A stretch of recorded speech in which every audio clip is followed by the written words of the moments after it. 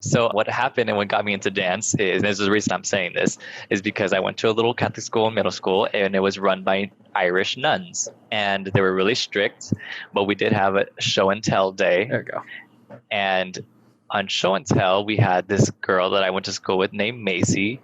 And Macy, man, she was that girl. She had everything. Like, she was pretty and her family was rich. And she was just like, and this is my award for my dancing. And this is my award for hip hop. And this is my award. And every show and tell, it was like, this is my first place trophy. This is my gold medal for this. And I was just like, oh, I hate that she has everything. So one day, always that dancer that One day I decided to go break her legs.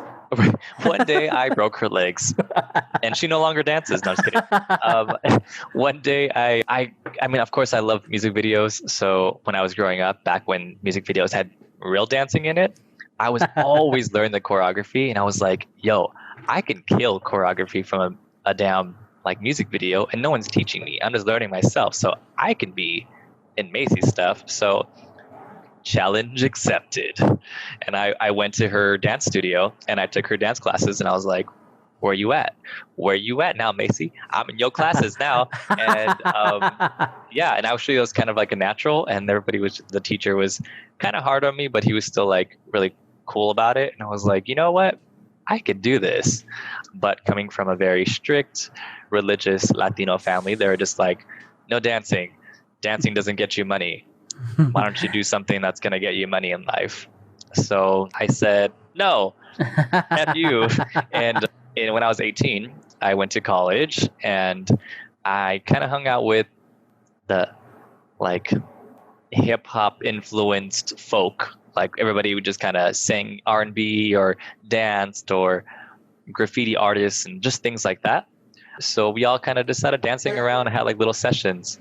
And then I found my ex who was best friends with somebody in dance. Did she know that she was your ex at the time? Anyways, so I found my ex who was a friend with their best friend was in a hip hop crew called Groove 57. Oh, yeah. Okay. That was a long time ago, back in 2005. But in 2005, I was like, yo, this is dope. Like, this is like super cool. And it was like the basic, but like real hip hop moves where it was just like, boo, wow. You know, you're just like, oh my gosh, these people are so fire. Right. Body rolls. Exactly. When there was an R&B section for every routine. Totally. And the moves are all the whole counts, like, and 1, 2, and 3, 4. You know, and you're like, oh my gosh. So I was like, I can do this. And I joined. And it's been ever since. My dance career has just been like, it hasn't stopped since 2005. And it went into, should I keep going into other stuff? Keep going. You have questions? Like I said, there's a couple things that I have in mind, but keep going. Okay. So yeah, so in Little Ontario, I was dancing in Pomona with this crew, and we were Group 57, and we were just like, yo, our name's kind of dumb. Like, why are we called Group 57? And that was the same with Family Business before it became Family Business. We're like, why did we do this? And it's just like, it was cool at the time, but the real answer is, for those of the old school people who are watching, it's because we grooved by the 57 freeway. That's it. Oh, wow. So we were called Groove 57. And I was like, yeah, that's not cool. Like, we're not cool, because we started getting bigger. So we just said, how do we change the name but keep who we are? And we just said, let's just take all the vowels and numbers out, and it became GRV. So that's how GRV became a thing. And Lord, that really launched all my dance kind of stuff. I mean, GRV is a huge, like, world traveling dance hip hop company right now. But it also gave a lot of opportunities for me to perform on so many stages and to really just kind of be one of the pioneering, kind of influencing crews in the street hip hop community, in the dance community at least. So I pursued dance professionally because I was like, you know what, I can do this. And somehow, some way, thank you, Lord have mercy, I booked one of the top agents in LA, Jim Keith. And he used to own what was called DDO, which is now, oh my gosh. Now or MTA? MTA. Else. Okay. Yeah. So who is now MTA. But yeah, I was just like, yo, I booked this. I have an agent. Like, that's crazy. So I was traveling from Ontario to LA for auditions all the time. But I know that it was like a 3 hour drive sometimes because of Yeah. traffic. But I mean, it totally pushed my career because I've seen and I've auditioned and booked like just random things. So like auditioning for people like Pussycat Dolls and who else? J Lo and Beyonce, and I mean, just to name a few. Like I've got to dance either in front of them personally or with their choreographers, like Rich and Tone and Fatima. Oh my gosh, Fatima! If you guys know who she was named one of the best choreographers of the century. Wow. Look her up. She's been around 4 decades. She's this beautiful, strong, powerful Black woman that commands attention. And I'll never forget, I was like, oh, I'm a professional dancer. And Fatima was like, no, you're not. Because she taught the piece and auditioned in 13 minutes. Wow. And I was like, what is happening?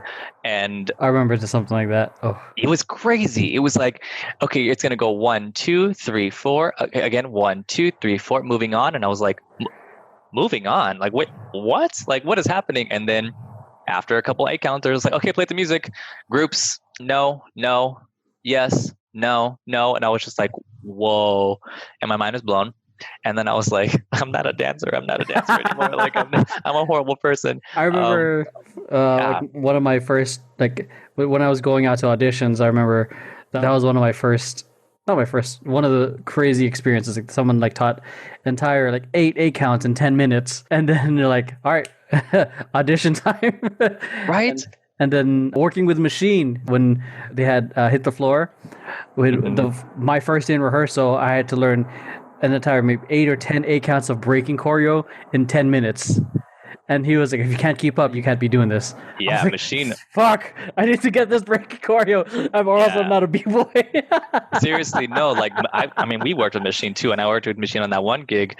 He was no joke, man. It was like this, and this. I said it's this, and this, and you're just like, I'm stupid. Why am I so stupid? Like, you know, like it's yeah. I mean, the industry can be crazy, but it definitely trained me to just expect anything.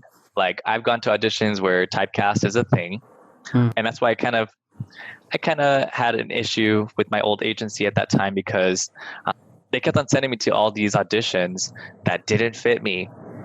So like when he sent me to Beyonce, I'm like, yo, Beyonce wants like buff, sexy, beautiful Black men, and I'm none of the above. So like, don't send me to this audition and like have me, you know, waiting there for hours and auditioning for hours because they're not going to choose me. Like, let's be real. Yeah. But his thing was always like, well, you know, well, you're going to get seen. You're going to get seen. You're going to get seen. And it's like, that's cool too. Yeah, there's that, but it's like almost like you could have been doing something else. Yeah, no, more applicable. Like, give me Disney stuff because I can play young.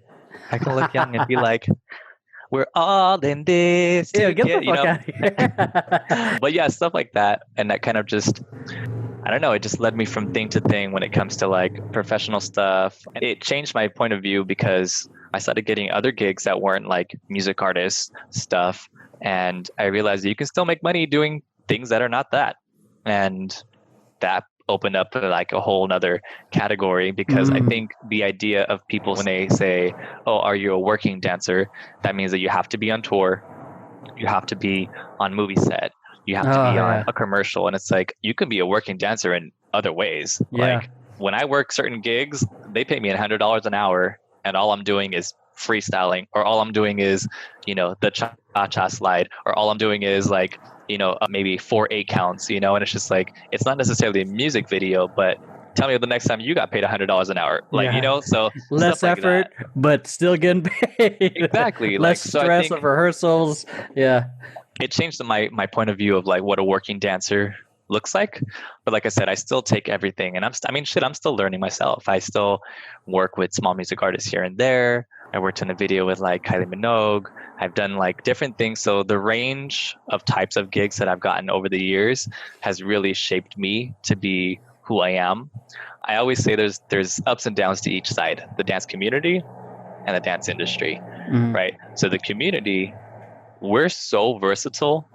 like we can do tons of shit. Like we're trained in like tons of areas, and we can throw any music on and it's like, okay, we're whacking, we're locking, it's housing, it's hip hop, it's footwork, it's, you know, and we're just like go go go go go go go.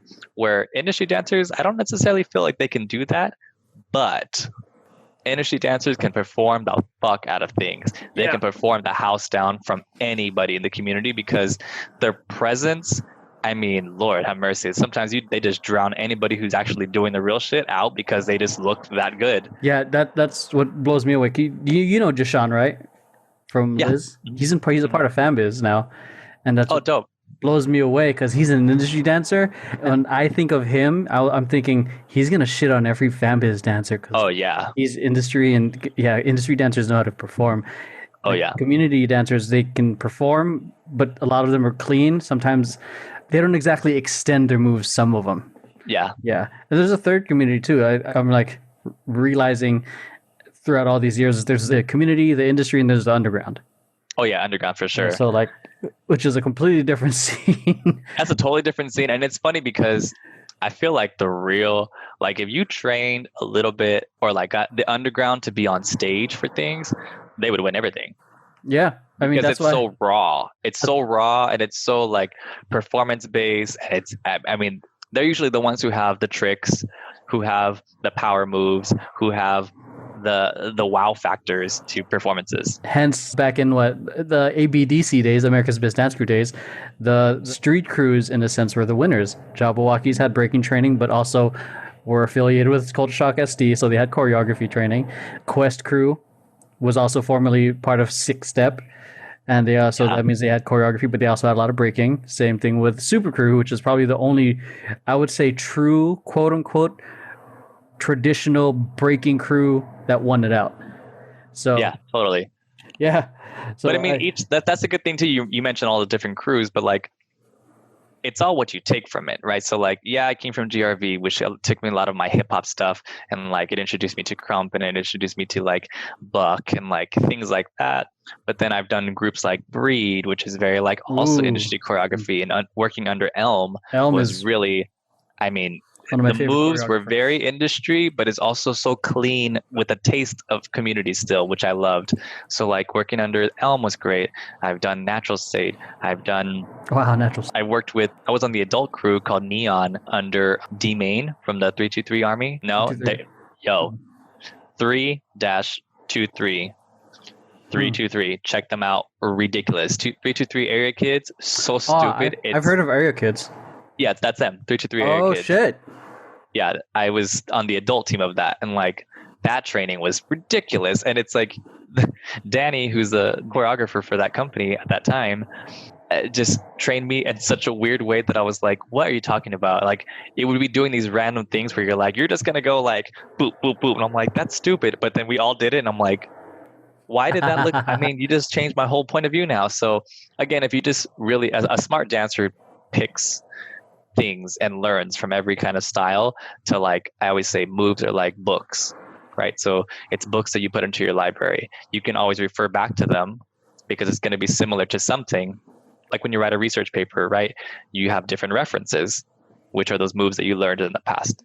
Yeah, like that's why sometimes you hear dancers are like, oh yeah, I learned this from XYZ teacher, or because it's I think it's also important to know the history of the movement or anything, especially since during this time acknowledging the BLM movement. That's not so acknowledging BLM, the whole term hip hop dance or urban choreography, or people knowing their history of hip hop dance or culture in general. People are really getting called out if they truly support the movement, and like, or support, like if you are a hip hop choreographer or teacher, then you should also be technically, in a sense, supporting BLM. Because it is Black culture. Yeah. So it's interesting. And I think that's one of the things that for a long time was called out from the older generation, is like, you gotta know your history. Yeah. And even more so now, it's been amplified, especially people who are making money off hip hop or hip hop culture in general.